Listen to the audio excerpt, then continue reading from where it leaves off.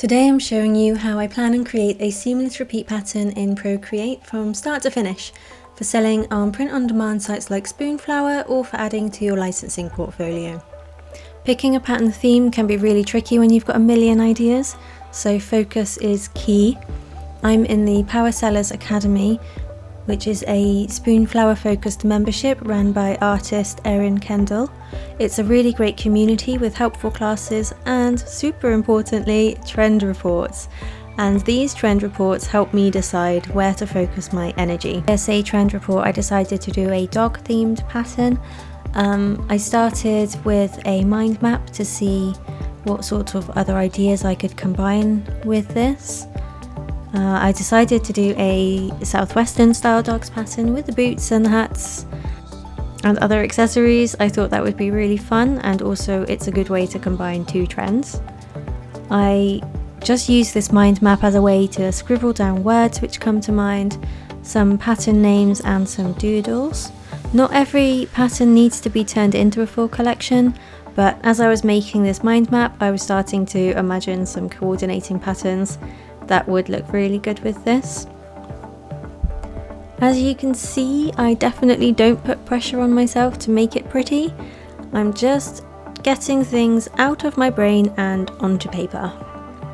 So as you can see here, I also filled another page with some doodles. I don't do this all the time, but seeing as I did here, I thought I would show you that, so you can see how that went. Again, definitely not putting any pressure on myself to make this look neat or tidy or pretty. I'm just throwing ideas out there. Next, I build a mood board. I use Pinterest to gather loads of photo references and whatever helps get the feel of the pattern that I want to make. When I'm making a mood board, I love looking mostly at photos, but I do always include at least one of my own complete patterns or illustrations in there. So since I've done this, I've sort of gained a lot of confidence, and it sort of helps me avoid falling into the comparison trap or imposter syndrome. So I also use Unsplash quite a lot to gather photo references. And that's what I use to get a lot of pictures of the dogs that I drew.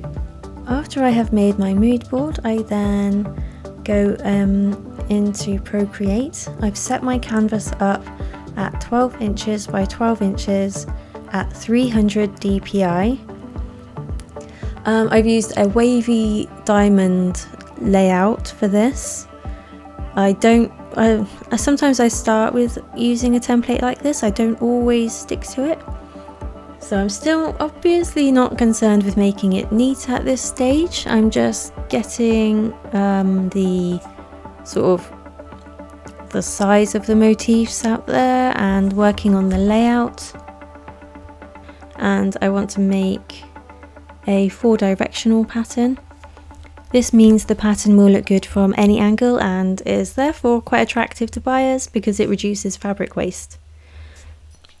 I should probably mention here that even though you've seen me do the mood board and the mind map and that page of sketches early on, I don't always do that. And sometimes, like if I'm on the sofa in the evening or in bed on a Sunday morning, I'll just open up Procreate and get straight into this sketching stage. So what you'll see me do in just a second is put a line across all of the 4 corners of this sketch layer. It's kind of overlapping the corners. There we go. And then I will duplicate that sketch layer 4 times in total and move each of those duplicate layers up into the 4 corners of the canvas. I'm doing it at this early stage so I can see where I can place my motifs. This is the way we'll be doing the final pattern layout. So this is why I'm testing it out really early on. Smoosh those layers together and reduce the opacity so that I don't get distracted by them. All I'm looking at here is where to put my motifs in that diamond in relation to where they will end up when it's repeating.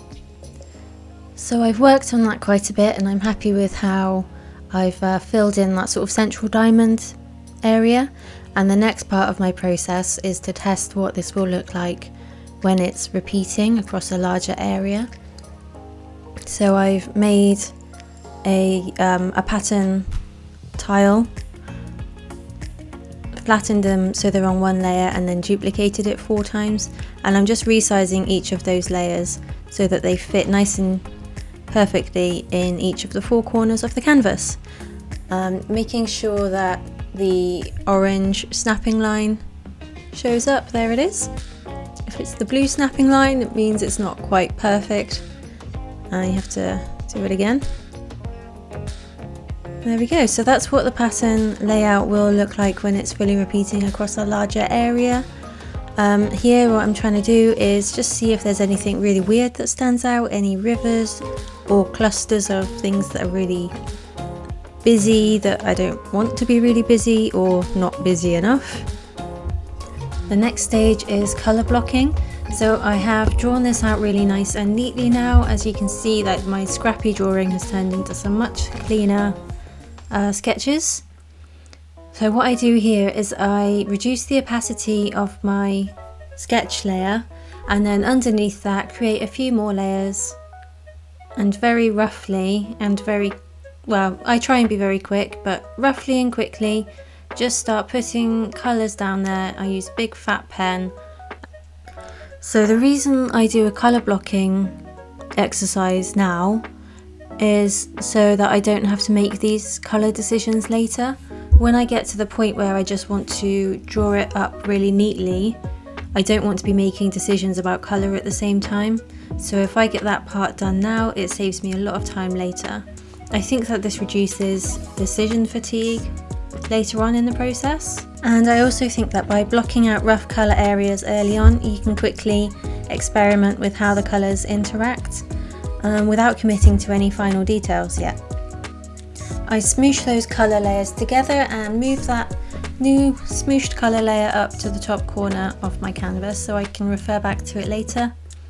I don't really want it in the way, so I just move it up out of the way and out of my group, and then I get ready for the next stage of the process. And this is where I actually get to the clean and tidy part of the drawing. So I'm using the technical pen, which is a pen that comes with Procreate, and I'm just going to, underneath my sketch layer, trace over all of my sketches. There's not much to say about it at this point, I guess. You can see what I'm doing, just sort of roughly tracing over my sketch layer and filling in with the colours.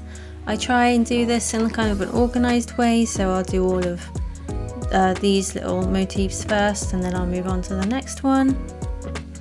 So I've done quite a bit more of the clean drawing at this stage. I think I was trying to figure out what dog this was that I'd drawn. I definitely saw a picture like this of a dog on Unsplash, but it's not unlike me to combine a couple of different animals together somehow and make a new one. I was having an issue with the tail here. I don't know if you can see it as well, but to me that definitely looks like a baguette. I don't know how I managed to draw a dog with a baguette tail, but I definitely did. I'll speed this bit up because that took me a little bit of time trying to figure it out. I spend a little bit of time on this stage adding bits of extra detail. I don't sketch out too much of the detail in the sketch layer, so I typically would think about that now. I do find that it streamlines the process a little bit here if I have thought about it a bit more in the sketch layer, but sometimes I just like to get a little bit into this part a bit quicker. What you would have seen there is that I like to layer my groups. I like to group my layers by motif, not necessarily by colour all the time. Each layer within the group is separated by colour, but if I want to move a motif or like a group of things or just hide a group of motifs, I can do that easier if they're in their own groups. Yes, I'll stop here and skip ahead to the actual making of the pattern. Okay, so we are finally ready to turn this into an actual repeat pattern. So what I'm going to do is create 4 new layers and fill each one of those with a different colour. It doesn't have to be different, but I find it a lot easier if it is. When we've done that, we need to select each layer, making sure magnetics and snapping is turned on. Yep, select each layer and resize it so it fits perfectly into each of the 4 quarters of the canvas.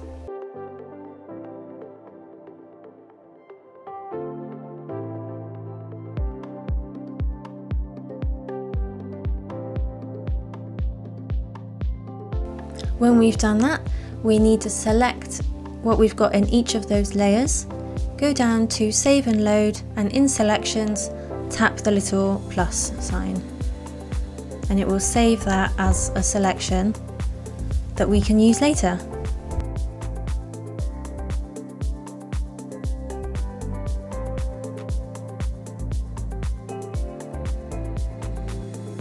We don't need those layers anymore, so we can just delete them.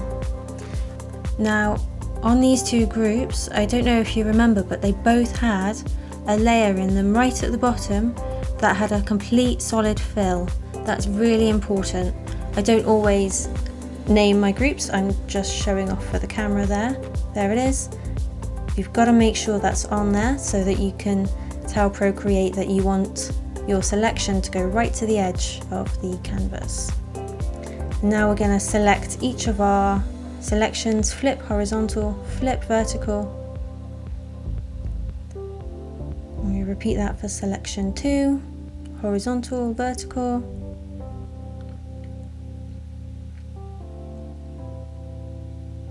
And again. As I'm looking back over this, I don't actually think I need to do it horizontal and vertical. I think it's just one way. But yeah, because I had the camera on, I think I was thinking a little bit too much about that. So anyway, I select the whole thing.